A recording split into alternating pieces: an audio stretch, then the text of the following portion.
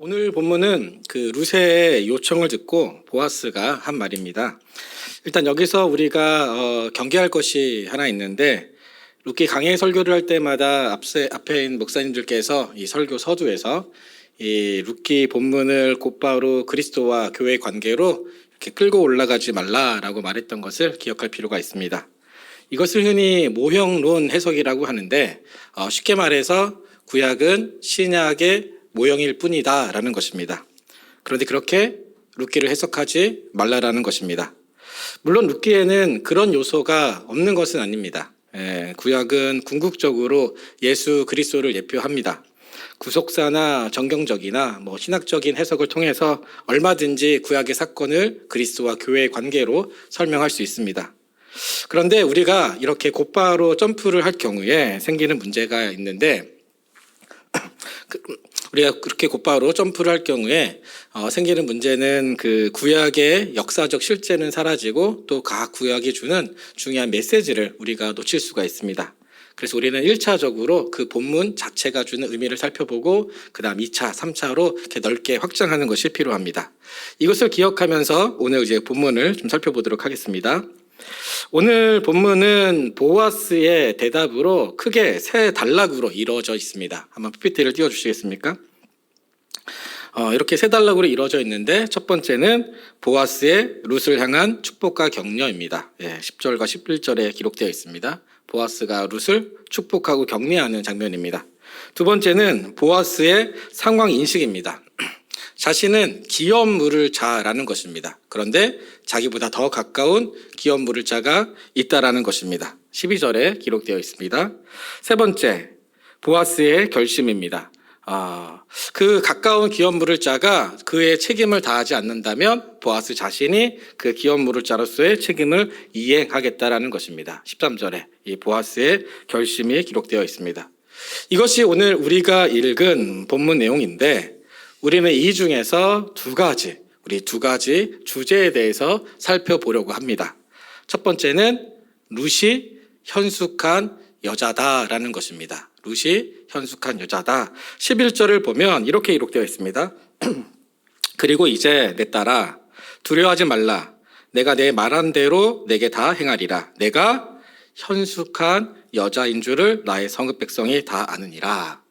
여기서 보면 룻이 현숙한 여자다라는 것을 알 수가 있습니다. 오늘 설교 제목이기도 합니다. 이 룻이 현숙한 여자다라고 하는 것은 룻을 이해하는 데 굉장히 중요한 표현입니다. 그래서 우리는 첫 번째로 오늘 이 룻이 현숙한 여자다라는 것이 어떤 의미가 있는지를 살펴보려고 합니다. 두 번째는 12절, 13절에 반복적으로 등장하는 중요한 표현이 있습니다. 혹시 오늘 성경을 읽으시면서 찾은 분 계신가요? 12절, 13절에 한번 우리 12절, 13절 한번 띄워주시겠습니까? 어떤 단어가, 어떤 표현이 반복적으로 등장하는지 한번 보겠습니다. 12절을 보니까 참으로 나는 기업 물을 자나 기업 물을 자로서. 13절도 한번 띄워주시겠습니까? 그가 기업 물을 자의 책임을, 그가 그 기업 물을 자의 책임을, 만일 그가 기업 물을 자의 책임을, 내가 기업 물을 자의 책임을. 지금 어떤 단어가 반복되고 있습니까? 기업 물을 자. 성경에서 반복은 그만큼 중요하다라는 것입니다. 6번이나 이 두 구절에서 기업 물을 자라는 단어가 6번이나 등장을 합니다. 그래서 오늘 우리는 이 기업 물을 자의 의미가 무엇인지, 도대체 보아스가 기업 물을 자가 된다라는 것이 어떤 의미가 있는지를 살펴보려고 합니다. 이 두 가지, 룻이 현숙한 여자다라는 것과 보아스가 기업 물을 자가 된다라는 것이 어떤 의미가 있는지를 오늘 설교를 통해서 좀 나눠보려고 합니다. 제가 지금 목이 좀 이렇게 잠겨서 가래가 좀 있어가지고 중간중간 이렇게 좀 하더라도 양해를 좀 부탁드리겠습니다. 네.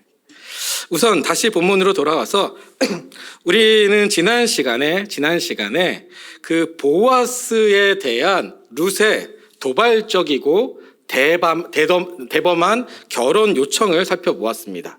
우리 지난 시간에 마지막 성경 구절인 우리 9절을 한번 다시 읽어보겠습니다. 우리 9절입니다. 같이 읽겠습니다. 시작.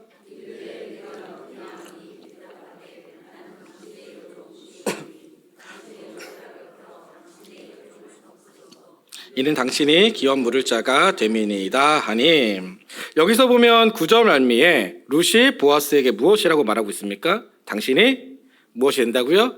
기업 물을 자가 된다라는 것입니다. 보아스가 룻의 기업 물을 자가 된다라고 말하고 있습니다. 고엘이 된다라는 것입니다. 이것에 대해서 독자들은 그 다음에 보아스의 반응이 궁금할 것입니다. 보아스가 어떤 반응을 보일까? 당황할까? 화를 낼까? 아니면 야단을 칠까? 소리를 지를까? 수용을 할까? 독자들 입장에서는 여러 가지 상상을 하게 됩니다. 그렇다면 보아스는 이 룻의 요청에 대해서 어떻게 반응을 했습니까? 놀랍게도 룻에게 복 받기를 원한다라는 것입니다. 우리 10절을 같이 읽어보겠습니다. 10절입니다. 시작. 그가 이르되 여호와께서 내게 복 주시기를 원하노라. 내가 가난하건 부하건 젊은 나사를 따르지 아니하였으니 내가 베푼 인애가 처음보다 나중이 더하도다. 아멘. 지금 보아스는 룻에게 여호와께서 내게 복 주시기를 원하노라 라고 말하고 있는 것을 볼 수 있습니다. 보아스의 이 말은 단순히 우리가 어떤 형식적으로 의례적으로 교회에서 사랑합니다, 축복합니다 라는 그런 형식적인 기원을 넘어서서 축복을 비는 사람의 인격과 가치관이 묻어있는 간절한 표현입니다. 쉽게 말해서 그의 말 속에는 영혼, 그 진정성이 담겨져 있다는 것입니다. 보아스는 진심으로 룻이 잘 되기를 바라는 마음으로 내 딸아 여호와께서 내게 복 주시기를 원하노라 라고 축복을 선언하였습니다. 우리는 이 지점에서 우리의 축복의 말들을 좀 되돌아볼 필요가 있습니다. 우리가 교회에서 옆 사람에게 예배 때든 각종 모임에서든 상대방에게 사랑합니다, 축복합니다 라는 말들을 참 많이 하는데 우리가 어떤 마음으로 그 축복을 빌고 있는지를 우리의 마음을 점검할 필요가 있습니다. 오늘도 예배 때 설교 전에 서로에게 오늘도 사랑합니다, 옆 사람 보면서 축복합니다 라고 말을 하지 않았습니까? 어떤 마음으로 하셨습니까? 혹시 앞에서 하라고 하니까 그냥 늘 하는 것처럼 또 속으로 또 시키네, 왜 시킨대? 이러면서 또 그렇게 형식적으로 이렇게 축복을 빌지 않았습니까? 영혼이 우리의 진정성이 우리의 그 축복의 말 속에 배어 있습니까?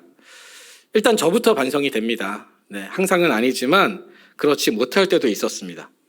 우리가 누군가를 축복할 때는 그 축복에는 우리의 인격과 우리의 가치관이 담겨져 있다는 것을 기억하면서 한마디를 하더라도 진심으로 그렇게 축복을 비는 것이 중요합니다. 우리의 마음을 담아서 정말 하나님께서 그 사람에게 복 주기를 바라는 마음으로 그렇게 축복을 선언하는 것이 필요합니다. 그래서 다시 한번 우리 옆 사람에게 우리 또 앞뒤로 진짜 우리의 마음을 담아서 한번 축복을 하도록 하겠습니다. 한번 보시면서 이렇게 저를 한번 따라해 보실까요? 하나님께서 우리의 마음을 담아서 하는 겁니다. 하나님께서 당신에게 복 주시기를 원합니다. 우리 한 번만 더 하겠습니다. 보면서 우리의 마음을 담아서 사랑하고 축복합니다. 우리 앞에 했던 것보다는 좀 더 분위기가 더 좋아진 것 같습니다. 우리 예수비전 교회가 그렇게 서로에게 진짜 마음을 담아서 진심으로 축복하는 따뜻한 공동체가 되기를 소망합니다. 다시 본문으로 돌아와서 보아스는 룻에게 하나님의 복을 빌면서 처음에 뭐라고 말을 시작한 것을 볼 수 있습니까? 우리 10절을 한번 다시 띄워주시겠습니까? 여기 보니까 보아스가 뭐라고 말합니까? 그가 이르되 내 딸아, 내 딸아 라고 말을 시작한 것을 볼 수가 있습니다. 여기서도 할 말이 참 많은데 그 말 다 하면 설교가 굉장히 길어지니까 간단하게만 말씀드리면 이 말에는 보아스의 따뜻한 성품을 우리는 확인할 수 있습니다. 이전에 보아스가 자기 사환과의 대화에서 그 자기 사환이 룻을 이방 여자, 모압 여자라고 부른 적이 있었는데 그것을 보아스가 듣고 룻을 내 딸이라고 표현한 적이 있었습니다. 따뜻하게 맞아준 적이 있었습니다. 지금 이 장면에서도 그때와 마찬가지로 보아스가 룻을 내 딸이라고 부르면서 마치 아빠가 사랑하는 그 딸을 따뜻하게 부르는 것처럼 룻을 내 딸아라고 부르고 있는 것을 우리가 볼 수 있습니다. 우린 여기서 보아스의 따뜻한 성품을 확인할 수가 있습니다. 보아스는 룻에게 내 딸아 여호와께서 내게 복 주시기를 원하노라 라고 따뜻하게 그에게 말했습니다. 그렇다면 왜 보아스는 룻에게 여호와의 복을 빌었던 것입니까? 왜 여호와의 복을 빌었던 것입니까? 우리 10절을 다시 한번 읽어보겠습니다. 10절입니다. 다시 한번 읽겠습니다. 시작. 그가 이르되 가난하건 부하건 젊은 자를 따르지 아니하였으니 베푼 인애가 처음보다 나중이 더하도다. 아멘. 지금 성경을 보면 룻의 나중 인애가 처음 인애보다 더 크다라는 것을 알 수가 있습니다. 참고로 인애는 히브리어로 헤세드라고 합니다. 이 헤세드는 약한 자가 한 공동체 안에서 약한 자가 곤궁에 어려움에 빠졌을 때 강한 자가 자발적으로 돕는 사랑, 헌신, 충성, 인애 이런 것들을 말합니다. 그렇다면 여기서 룻의 처음 인애, 처음 헤세드가 무엇이고 나중 인애, 나중 헤세드가 무엇이길래 보아스는 룻에게 처음 인애보다 나중 인애가 더 크다고 말을 했던 것입니까? 많은 학자들이 이 처음 인애는 룻이 고향과 종교를 버리면서까지 시어머니 나오미를 포기하지 않고 따른 그 헤세드, 그 인애를 말한다고 합니다. 룻기 1장 16절에 보면 이렇게 말합니다. 우리 한번 같이 읽겠습니다. 시작. 룻이 이르되 내게 어머니를 떠나며 어머니를 따르지 말고 돌아가라. 강건하지 마옵소서. 어머니께서 가시는 곳에 나도 가고 어머니께서 머무시는 곳에서 나도 머물겠나이다. 어머니의 백성이 나의 백성이 되고 어머니의 하나님이 나의 하나님이 되시리니. 이것이 바로 룻의 처음 인애라는 것입니다. 그러니까 어머니가 가시는 곳에 나도 가고 어머니가 머무는 곳에 나도 머물겠다. 어머니를 끝까지 포기하지 않고 있는 거죠. 그러면서 어머니의 백성이 나의 백성이 되고 어머니 하나님이 나의 하나님이 되신다라는 것입니다. 자신의 민족과 종교를 버리면서까지 그 시어머니 나오미를 포기하지 않고 끝까지 따른 그 인애, 책임진 그 인애가 처음 인애라는 것입니다. 그럼 나중 인애는 무엇입니까? 나중 인애. 오늘 본문 3장 10절에서 보는 것처럼 룻이 남자를 따라간 짓도 한데 그렇지 않고 베들레헴에서 시어머니 나오미를 끝까지 책임지는 그 인애, 그 헤세드를 말한다라는 것입니다. 10절을 다시 보면요, 이렇게 기록되어 있습니다. 내가 가난하건 부하건 젊은 자를 따르지 아니하였으니 내가 베푼 인애가 처음보다 나중에 더하도다 라고 표현하고 있습니다. 이것을 새 번역으로 보면 이렇게 이야기합니다. 새 번역. 내가 가난하든 부하든 젊은 남자를 따라간 짓도 한데 그렇게 하지 않으니. 여기서 보는 것처럼 베들레헴으로 온 룻에게 재혼의 기회가 아예 없었던 것은 아니었던 것 같습니다. 그러니까 보아스가 하는 말이 가난하든 부하든 젊은 남자를 따라간 짓도 한데 라고 말했던 것입니다. 그런데 룻이 어떻게 했다라는 것입니까? 그런 기회를 다 포기하고 끝까지 시어머니 나오미, 그 나오미에 대한 인애와 충성, 사랑, 헤세드를 다 했다라는 것입니다. 그러니 처음 인애보다 나중 인애가 더 크다라는 것입니다. 어느 정도까지 이 시어머니에 대한 충성과 사랑을 다 했냐면 그것이 오늘 우리가 중요하게 살펴볼 룻이 내가 현숙한 여자다라는 것과 연결이 된다라는 것입니다. 우리 11절을 한번 같이 읽어보겠습니다. 11절입니다. 시작. 이제 내 딸아 두려워하지 말라.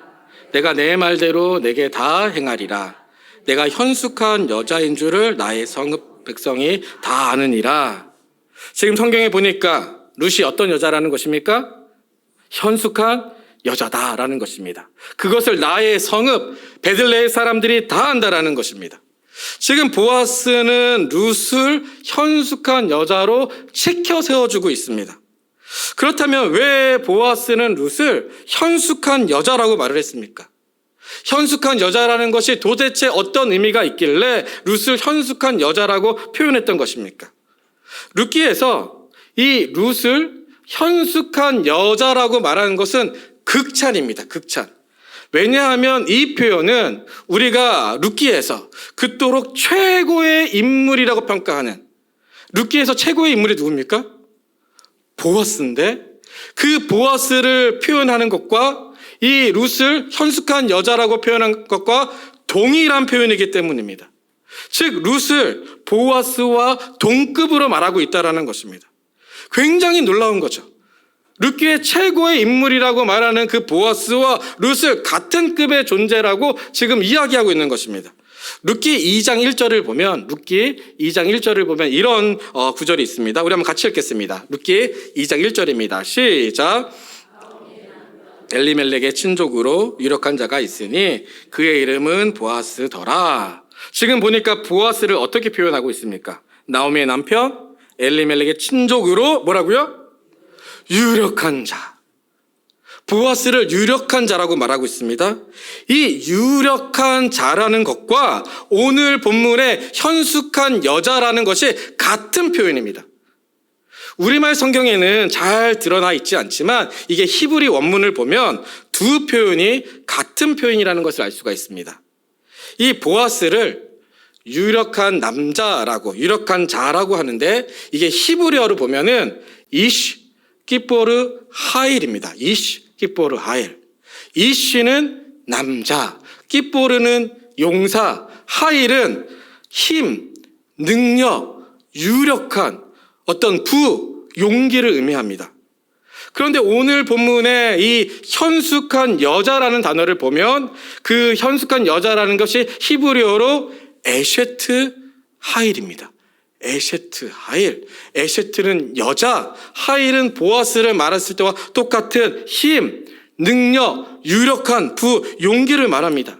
다시 말해 보아스는 이시 하일이고 룻은 에셰트 하일입니다. 보아스는 유력한 남자이고 룻은 유력한 여자라는 것입니다. 같은 이야기를 하고 있는 것입니다. 같은 급의 존재라는 것입니다. 그래서 사실 여기서 우리말 성경의 번역이 조금 아쉬움을 가지고 있습니다. 이 룻을 현숙한 여자라고 하기보다는 유력한 여자라고 번역했으면 이 룻기 저자의 의도를 조금 더 잘 살릴 수 있었을 텐데 좀 이 한글 성경 번역에 좀 아쉬움을 우리가 여기서 좀 확인할 수 있습니다. 여하튼 지금 성경은 룻을 어떻게 평가하고 있습니까? 보아스와 같이 룻기의 최고의 인물이라고 평가받는 보아스와 같이 룻 역시 유력한 사람이라는 것입니다. 그렇다면 왜 룻기는 룻을 현숙한 여자, 유력한 사람이라고 말했던 것입니까? 그것도 동네 모든 사람들이 다 알 만큼 그렇게 용기 있는 사람이라고 불렀던 것입니까? 이유가 참 많은데 간단하게만 좀 살펴보고 한 가지 이유에 대해서만 좀 더 좀 확장해서 이야기를 나눠보겠습니다. 왜 룻이 유력한 여자이냐면 먼저 룻은 충성스러운 며느리이기 때문입니다. 뭐라고요? 충성스러운 며느리이기 때문입니다. 저는 항상 이 대목에서 좀 미안함을 가지고 있습니다. 우리 며느리들에게, 사위인 제가 우리 며느리들에게 이렇게 얘기하는 것이 참 미안함을 가지고 있습니다. 저희 장모님께서 다른 교회 출석하시는데 이 수요 예배하고 우리 교회 수요 예배하고 온세대 기도회는 시간이 되시면 이 온라인에 들어오셔가지고 예배를 지금 참석하고 계십니다. 근데 며느리 이야기할 때마다 좀 마음에 무거움이 있는데 그래서 우리 장모님 사랑한다고 좀 이야기하고 싶었습니다. 근데 룻이 왜 유력한 여자이냐면 룻은 충성스러운 며느리이기 때문입니다. 조금만 부연 설명하면 룻이 시어머니 나오미의 말씀에 순종하는 것은 자신의 목숨을 건 순종이었기 때문입니다. 무슨 말이냐면 룻기 3장 1절부터 5절을 보면 시어머니 나오미가 룻에게 이렇게 이야기합니다. 한번 띄워주시겠습니까?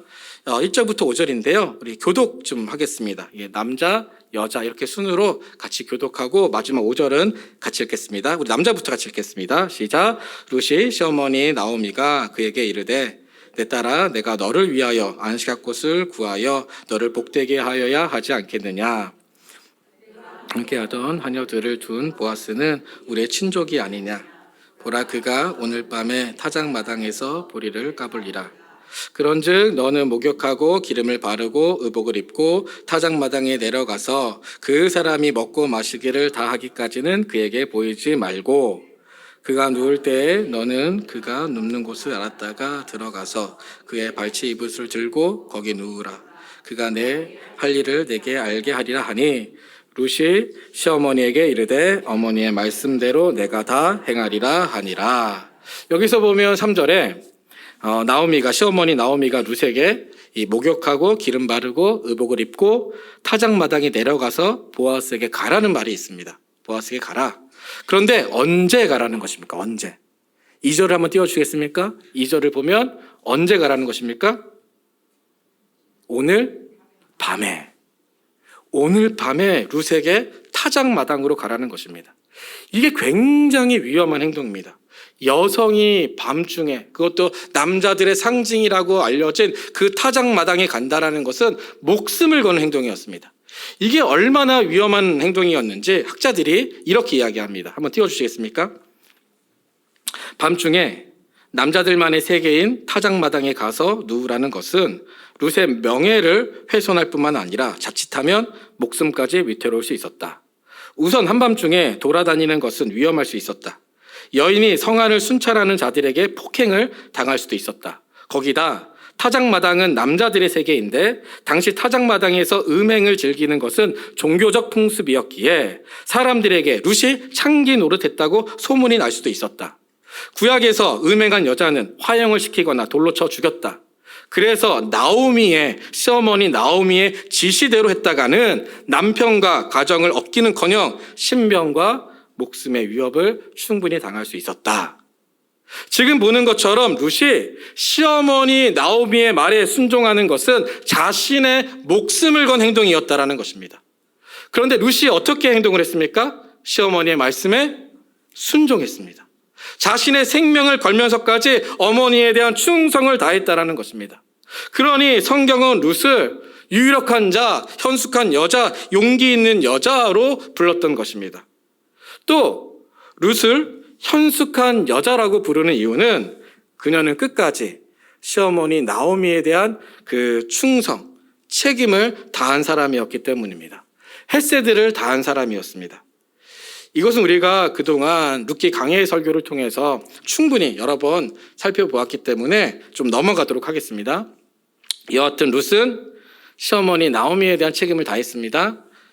심지어 부자든 가난하든 젊은 남자를 따라간 짓도 한데 그렇게 하지 않고 끝까지 시어머니 나오미를 책임지는 그 헤세드를 보였습니다. 그러니 그녀는 유력한 자, 현숙한 자라고 부르는 것입니다.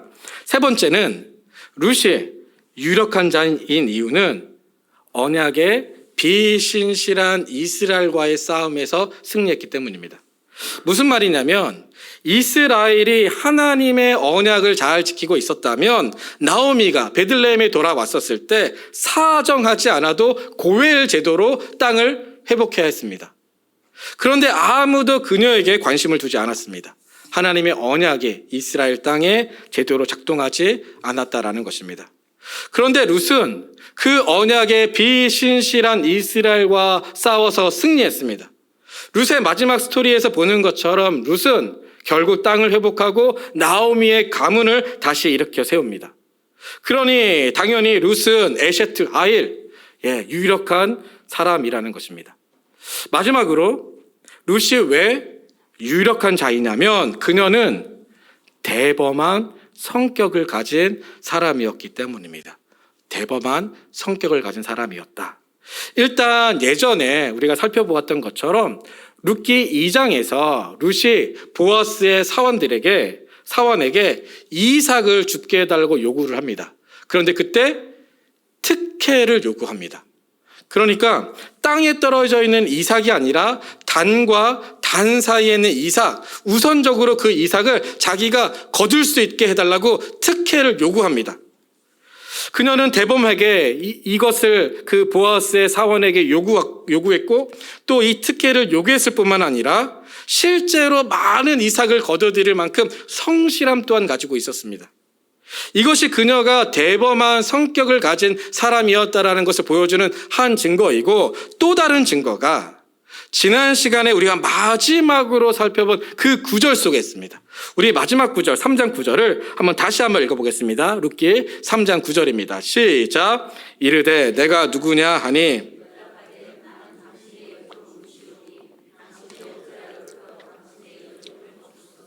이는 당신이 기업 물을 자가 됨이니이다 하니, 지금 성경을 보면 룻이 보아스에게 어떻게 말을 하고 있습니까?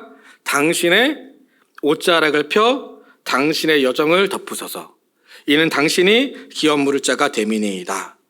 지금 룻은 보아스에게 당신의 옷자락, 이 옷자락이 히브리어로 카나프라고 하는데 날개라는 뜻을 가지고 있습니다. 날개.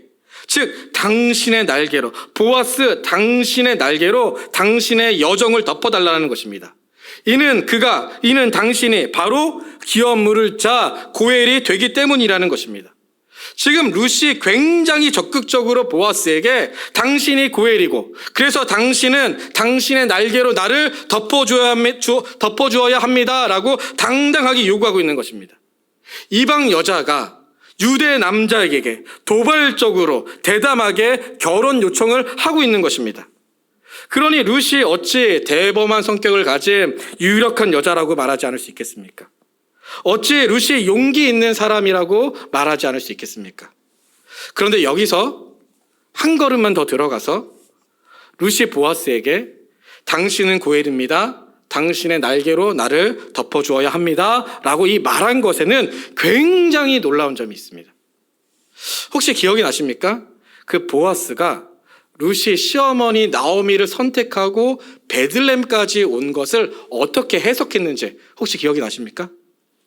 룻기 2장 11절 12절을 보면 이렇게 표현하고 있습니다. 우리 11절 12절 같이 읽겠습니다. 시작. 보아스가 그에게 대답하여 이르되 내 남편이 죽은 후로 내가 시어머니에게 행한 모든 것과 내 부모와 고국을 떠나 전에 알지 못하던 백성에게로 온 일이 내게 분명히 알려졌느니라. 내게 행한 일에 보답하기를 원하며 이스라엘 하나님 여호와께서 그의 날개 아래 보호를 받으러 온 내게 온전한 상 주시기를 원하노라 하는지라. 지금 여기 성경을 보면 11절 한번 띄워주겠습니다. 세워주세요. 11절을 보면 보아스가 룻에게 하는 말이 내 남편이 죽은 후로 내가 시어머니에게 행한 모든 것과 내 부모와 고국을 떠나 전에 알지 못하는 백성에게로 온 일 내게 분명히 알려졌다라고 말하고 있습니다. 그러니까 그 모압을 떠나 이 베들레헴, 어머니와 함께 시어머니와 함께 베들레헴에 온 것을 다 사람들이 이제 알고 있다라는 거죠. 그런데 그것을 어떻게 해석했냐면 12절을 보니까 12절 한번 띄워주세요. 12절에 보니까 여호와께서 내게 보답하기를 원하노라 라고 하면서 이스라엘 하나님 여호와께서 그의 날개 아래 보호를 받으러 온 내게, 하나님의 날개 아래 보호를 받으러 온 내게 온전한 상 주기를 원한다라는 것입니다. 지금 보아스는 룻이 시어머니 나오미를 선택하고 따라온 것을 어떻게 해석하고 있습니까? 여호와의 날개, 즉 여호와의 카나프, 여호와의 옷자락 아래로 들어오는 것으로 해석하고 있다는 것입니다. 그리고 오늘 본문에서 룻이 그 보아스의 말에 기대어서 보아스의 날개, 보아스의 카나프, 보아스의 옷자락으로 자신을 덮어달라고 요구하고 있는 것입니다. 다시 말해 지금 성경은 룻이 보아스의 말의 근거로 당신이 여호와의 소원을 여호와의 날개로 덮어주는 그 일을 해달라는 것입니다. 보아스가 직접 그의 날개로 룻을 덮어줌으로써 룻이 여호와의 날개 아래 들어오는 그 은혜를 누릴 수 있도록 성취해달라는 것입니다. 놀라운 전개이고 예상치 못한 반전이고, 그러기에 룻은 대범한 여자, 유력한 여자, 용기 있는 여자라고 말했던 것입니다. 우리는 여기서 놀라운 사실을 깨닫게 됩니다. 먼저는 우리 역시 룻처럼 간절하게 구해야 한다는 것입니다. 가만히만 있지 말고 적극적으로 찾고 구해야 한다는 것입니다. 이것을 기도로 적용하자면 하나님께 적극적으로 아뢰어야 한다는 것입니다. 도와달라고 소리쳐야 한다는 것입니다. 물론 너무 힘들면 기도조차 하고 싶지 않을 때가 있는데, 그래도 우리가 살 길은 하나님 여호와밖에 없다라는 것을 기억하면서 신음소리라도 내면서 하나님께 적극적으로 도와달라고 도움을 청해야 한다는 것입니다. 두 번째로 우리가 깨닫게 되는 것은 여호와의 날개는 보아스의 날개를 통해서 실현된다는 것입니다. 다시 한번요. 여호와의 날개는 보아스의 날개를 통해서 성취된다. 룻기에는 하나님의 이름이 등장은 하지만 하나님께서 어떤 일을 하셨는지가 등장하지 않습니다. 다시 말해 하나님의 초자연적인 기적이 전혀 등장하지 않습니다. 이것은 의도적인 것인데 바로 하나님의 기적은, 하나님의 헤세드는 인간의 기적, 인간의 그 헌신, 인간의 인애, 인간의 사랑, 인간의 그 충성을 통해서 성취된다라는 것입니다. 이것이 룻기를 이해하는데 굉장히 중요한 메시지입니다.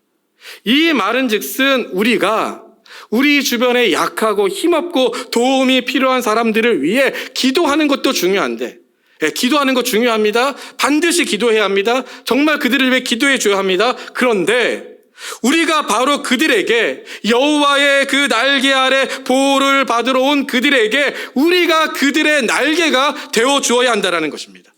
궁핍하고 도움이 절실한 필요한 사람들에게 그들의 카나프가 되어서 하나님의 카나프를, 하나님의 그 은혜를, 하나님의 날개를 경험할 수 있도록 우리가 도움을 주어야 한다는 것입니다. 가끔 그 주변에 연약한 사람들을 위해 기도할 때 우리 마음에 그런 감동이 들 때가 있습니다. 하나님께서 우리 마음에 너가 나의 손과 발이 되어주렴, 너가 그를 도와주렴 이라고 마음에 감동을 줄 때가 있습니다. 우리는 우리의 기도가 우리의 기도로만 머물게 해서는 안 된다는 것입니다. 룻기는 우리에게 그 하나님의 기적은, 하나님의 카나프는 우리의 인애, 사랑, 우리의 카나프, 우리의 날개를 통해서 성취된다고 말을 하고 있습니다. 저를 한 번만 좀 따라해 보시겠습니까? 하나님의 기적은 우리의 날개를 통해 성취된다. 우리가 서로를 사랑하고 실천함으로 하나님의 그 기적을, 그 하나님의 카나프를 우리가 성취해 갈 수 있다는 것입니다. 우리 마지막으로 이 기업 물을 자, 고엘의 의미에 대해서 살펴보려고 하는데, 이건 간단하게 살펴보고 설교를 마치도록 하겠습니다. 왜냐하면 이 기업 물을 자의 의미는 그동안 여러 목사님들을 통해서 우리가 많이 들었기 때문에 딱 한 가지만 나누고 설교를 마치겠습니다. 이 기업 물을 자라는 것은 우리가 그동안 살펴보았던 것처럼 이 땅을 잃었을 때, 땅을 상실했었을 때, 빚을 지든 아니면 다급한 이유 때문에든 땅을 상실했었을 때 가까운 형제나 가까운 친족이 빚을 변제해 줌으로써 땅을 원래의 주인에게 되돌아가게 하는 그런 제도입니다. 이 기업 물을 자의 제도와 더불어서 룻기에 등장하는 또 다른 한 가지 중요한 제도가 있는데, 그게 바로 계대 결혼 제도입니다. 계대 결혼 제도. 계대 결혼 제도라 하는 것은 후사 없이 죽은 형제의 아내를 위해서 이 시동생이나 가까운 친족이 결혼을 해서 아이를 낳아줌으로써 죽은 남자의 이름이 사라지지 않게 하고 땅도 보존하고 또 혼자 남은 과부의 그 생계를 책임지게 만드는 제도입니다. 둘 다 율법에 기록되어 있고, 룻기는 이 두 제도가 결합해서 결국 룻이 보아스와 결혼을 하게 됩니다. 이제 여기서 제가 진짜 하고 싶은 말이 있는데, 이 기업 물을 자의 제도든 고엘 제도든 계대 결혼 제도든 단지 율법에 기록되어 있다고 해서 율법적인 요소로만 기능을 하는 것은 아니라는 것입니다. 무슨 말이냐면, 율법에 기록되어 있다고 해서 그렇게 법률적인 강행으로만 그 율법의 목적을 달성할 수 있는 것이 아니라는 것입니다.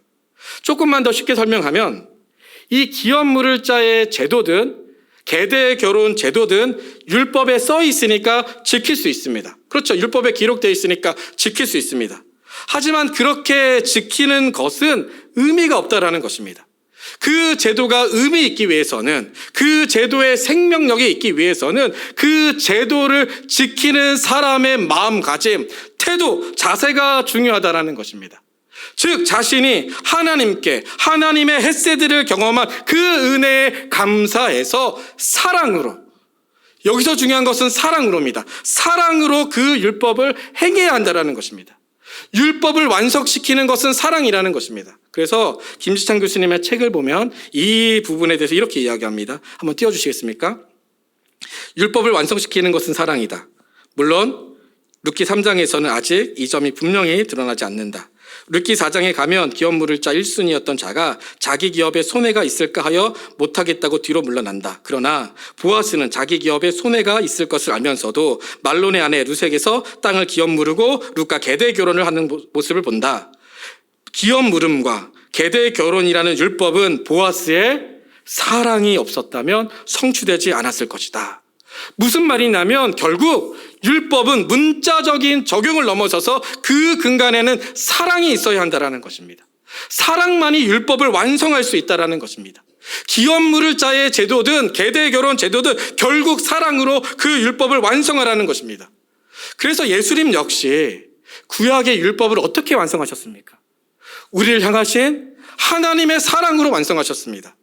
또 사도 바울 역시 이 율법과 사랑의 관계에 대해서 이렇게 이야기했습니다. 로마서 13장 8절부터 10절입니다. 제가 읽겠습니다. 로마서 13장 8절입니다. 피차 사랑의 빚 외에는 아무에게든지 아무 빚도 짓지 말라. 남을 사랑하는 자는 율법을 다 이루었느니라. 간음하지 말라, 살인하지 말라, 도둑질하지 말라, 탐내지 말라 한 것과 그 외에 다른 계명이 있을지라도 내 이웃을 내 자신과 같이 사랑하라 하신 그 말씀 가운데 다 들었느니라. 우리 10절 같이 읽겠습니다. 10절입니다. 시작. 사랑은 이웃에게 악을 행하지 아니하느니 그러므로 사랑은 율법의 완성이니라. 그러므로 사랑은 율법의 완성이니라. 사랑만이 율법을 완성할 수 있다는 것입니다. 기업 물을 자의 제도든 계대 결혼 제도는 결국 사랑을 통해서 율법을 완성하는 거라는 것입니다. 우리도 마찬가지입니다. 우리가 하나님의 말씀을 형식적으로, 기계적으로, 문자적으로 지킬 수 있습니다. 그런데 그 하나님의 말씀이 진짜 하나님의 말씀이 되기 위해서는 하나님께서는 우리가 사랑으로 그 일을 행하기를 원하십니다. 사랑으로 율법을 완성하기를 원하신다는 것입니다. 사랑만이 율법을 완성할 수 있다는 것입니다. 사랑하는 성도 여러분, 말씀을 읽도록 하겠습니다. 오늘 말씀을 통해서 우리가 먼저는 우리가 누군가에게 축복의 말을 할 때 그 축복의 말 속에는 우리의 인격과 우리의 가치관이 담겨 있다는 것을 기억하면서 정말 진심으로 우리가 남을 축복하면 좋겠습니다. 두 번째로 룻이 현숙한 여자라는 것이 여러 의미가 있는데 한 가지만, 결국 그 하나님의 카나프는, 하나님의 날개는 우리의 카나프, 우리의 사랑의 실천으로 이루어진다는 것을 기억했으면 좋겠습니다. 그리고 마지막으로 고엘 제도든 계대 결혼 제도든 그 하나님의 말씀은 결국 우리의 사랑을 통해서 완성된다는 걸 기억하면서 사랑으로 하나님의 말씀을 실천하는 저와 여러분이 되기를 진심으로 소망합니다.